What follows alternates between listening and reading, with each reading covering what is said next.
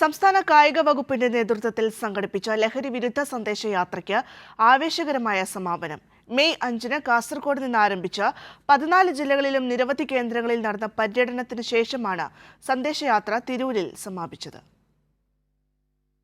Tirur government boys higher secondary സ്കൂളിൽ നടന്ന സംസ്ഥാനതല സമാപനം മന്ത്രി വി അബ്ദുറഹ്മാൻ ഉദ്ഘാടനം ചെയ്തു. വിവിധ മത്സരങ്ങൾ, ചിത്രരചന, മാരത്തോൺ, വാക്കത്തോൺ തുടങ്ങി വിവിധ പരിപാടികളോടെയായിരുന്നു സന്ദേശയാത്ര.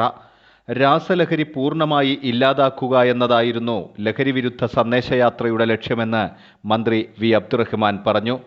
അവരെ ഉന്നതിയിലെത്തിക്കാനുള്ള വലിയ പ്രഷറാണ് അവർ ചെലുത്തുന്നത്.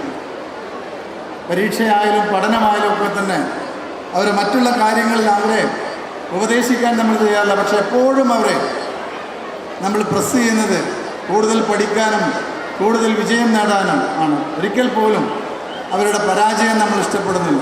അവിടെയാണ് നമ്മുടെ ചെറുപ്പക്കാർക്ക് വഴിതെറ്റുന്നത്. വിദ്യാർത്ഥികളും കായിക താരങ്ങളും കലാപ്രവർത്തകരും ചേർന്ന് നടത്തിയ അംബ്രല റാലി തിരൂരിന് ആവേശമായി.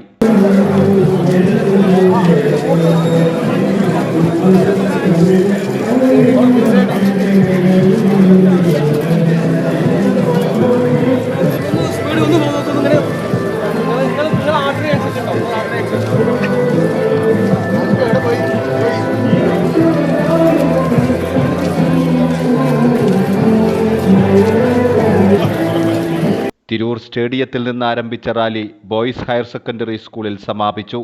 ജില്ലാ കളക്ടർ വി ആർ വിനോദ് ലഹരി വിരുദ്ധ പ്രതിജ്ഞ ചൊല്ലി.